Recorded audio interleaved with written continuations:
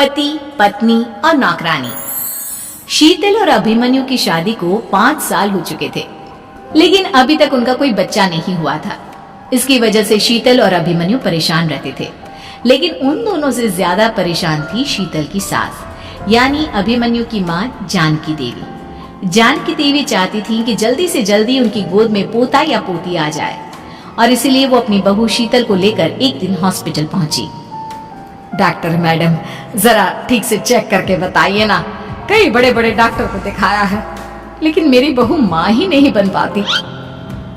मैंने शीतल को बहुत अच्छे से चेकअप किया है। देखिए, बात यह है कि शीतल के अंदर माँ बनने की कैपेसिटी नहीं है। ये आप क्या कह रही हैं डॉक्टर साहब? कोई तो इलाज होगा ना, कोई दवाई दे दीजिए। देखिए, कुछ प्रॉब्लम ऐसी होती है जिनका कोई ट्रीटमेंट नहीं होता। आई एम सॉरी टू से, लेकिन शीतल कभी माँ नहीं बन सकती, क्योंकि उसके यूट्रस में अंदर से ही कुछ प्रॉब्लम है। घर आने के बाद क्या हुआ माँ? कहाँ लेकर गई थी आप शीतल को? अरे कहाँ लेकर जाती, डॉक्टर मैडम के पास ले गई थी, लेकिन तेरी बीवी तो कभी माँ बन ही नहीं सकती। मम्मी जी, इसमें मेरी क्या गलती? अगर अंदर से कोई प्रॉब्लम है तो उसमें मैं भी कुछ नहीं कर सकती। जानती हूँ, ये बात डॉक्टर के मुंह से सुन चुकी हूँ। अब दोबारा मेरे सामने इस बात का गाना मत गा। अरे माँ, परेशान होने की जरूरत नहीं है, हम सोचते हैं ना कुछ। अरे क्या सोचेगा तू?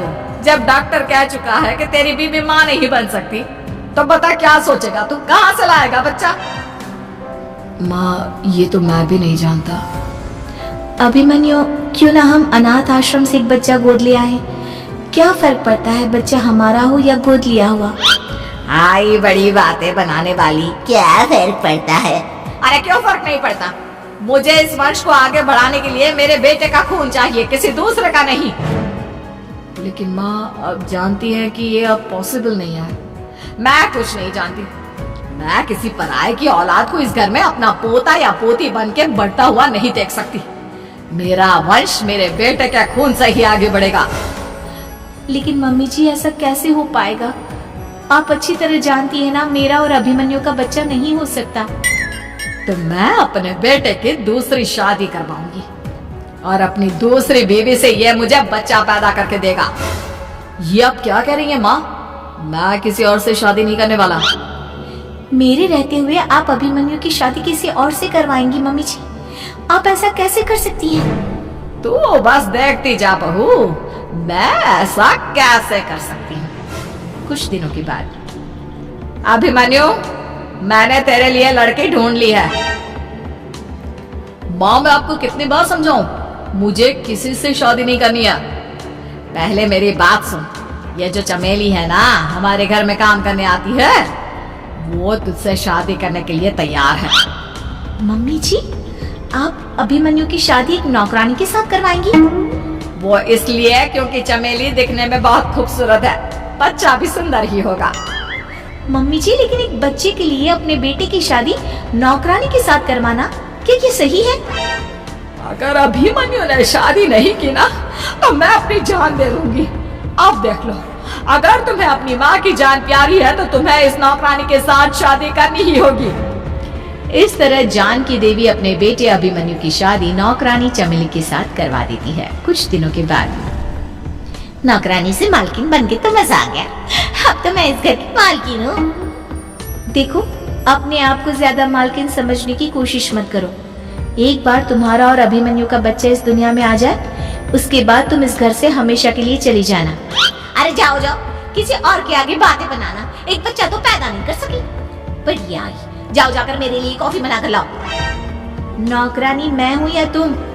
मम्मी जी, देखिए ना शीतल मुझसे किस तरह से बात कर रही है। शीतल, तुम्हें पता है ना चमेली प्रेग्नेंट है, मेरे बेटे के बच्चे की माँ बनने वाली है। वो जैसा कहती है वैसा करो। लेकिन मम्मी जी, वो मुझे नौकरों की तरह ट्रीट कर रही है। अरे तो करेगी ना, वैसे भी बहू तुम हो किस काम की? एक बच्चा तो पैदा नहीं कर सकती।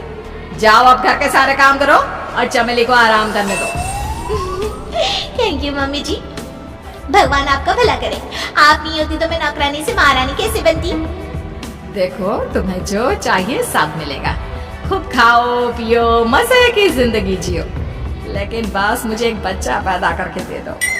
कुछ दिनों के बाद मम्मी, बच्चे के लिए आपने मेरी शादी चमेली के साथ करवा तो दी, लेकिन दिन और रात का चैन मिट गया है।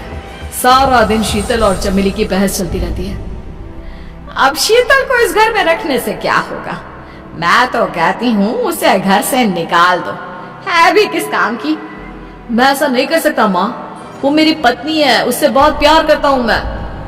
तुम्हारी पत्नी चमेली है, चमेली, उससे प्यार करो। अरे तुम्हारे बच्चे को जन्म देने वाली है वो। अभिमन्यु, मैं खुद ही इस घर से चली जाती हूँ। वैसे भी अपने ही घर में नौकरों की तरह रहकर परेशान हो चुकी हूँ। घर की नौकरानी मेरे ऊपर हुक्म चलाती है, वो तुम्हारी पत्नी बन चुकी है।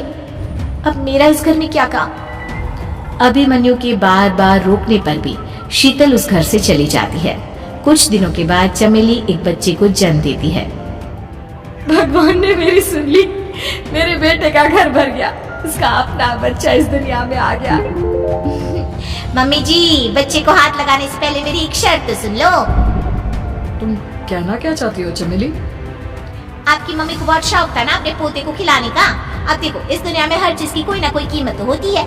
तुम अपनी आधी प्रॉपर्टी मेरे नाम कर दो, बच्चा तुम्हारे नाम। अरे लेकिन मैंने अपने बेटे से तुम्हारी शादी करवाई है, अब ये सौदेबाजी कहाँ से आ गई? जो औरत अपनी बहू को घर से निकाल कर एक नौकरानी के साथ अपने बेटे की शादी करवा दे, वो तो सौदेबाजी कर ही सकती है ना। उसका कैसे भरोसा कर सकते हैं? मुझे बस आप लोगों की प्रॉपर्टी चाहिए, उसके बाद ही बच्चे को आप हाथ लगा सकते हैं। मैंने कहा था ना मम्मी, आप गलत कर रही हैं। देखिए, उसका नतीजा आपके सामने है। जब शीतल को पता चलता है कि अभिमन्यु और चमेली का बच्चा दुनिया में आ गया है, तो वो अपने घर पहुंचती है। अभिमन्यु, कहाँ है आपका बच्चा? क्या मैं उसे देख सकती हूँ? कुछ भी मत पूछो शीतल, माँ की हुई एक गलती हम लोगों पर भारी पड़ रही है। वो नौकरानी अपनी औकात पर आ गई है और अब हमसे अपनी आधी प्रॉपर्टी मांग रही है, वो भी बच्चे के बदले में। एक बात कहूँ अभिमन्यु, आप उससे कुछ भी देने से मना कर दो। अरे कैसी बात कर रही हो? मेरे बेटे की औलाद है उसके पास, ऐसे कैसे मना कर दे? मम्मी जी, वो अभिमन्यु का बच्चा नहीं है, वो चमेली और उसके बॉयफ्रेंड का बच्चा है।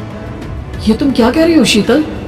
ये देखिए वीडियो, चमेली और उसका बॉयफ्रेंड आपस में बातें कर रहे हैं कि उन दोनों ने मिलकर आपको बेवकूफ बनाया है और अब इस बच्चे के बदले आपसे प्रॉपर्टी भी हड़प लेंगे। हे भगवान, ये मुझसे क्या हो गया? ना तो बच्चा मिला और अपने बेटे की नौकरानी के साथ शादी करवा दी सो अलग। अब क्या होगा? मुझे माफ कर दो शीतल, मेरी वजह से तुम्हें बहुत तकलीफ हुई है। अभिमन्यु, मैंने कहा ना, उस नौकरानी को उसके बच्चे सहित इस घर से बाहर निकाल दो। लगता है मेरे अभिमन्यु का बाप बनने का सपना अधूरा ही रह जाएगा। अभिमन्यु, अपनी मम्मी से कहो कि परेशान ना हो। आपको याद है एक बार हम एक IVF सेंटर गए थे, मैंने फिर से वहां जाकर बात की थी और आपको पता है इस बार मैं प्रेग्नेंट हूँ, क्योंकि हमने वहां पर प्रोसीजर करवाया था जिसकी वजह से मैं प्रेग्नेंट हो गई थी और इस बात का पता मुझे बस कुछ महीने पहले ही लगा है। हमारा बच्चा इस दुनिया में आने वाला है अभिमन्यु।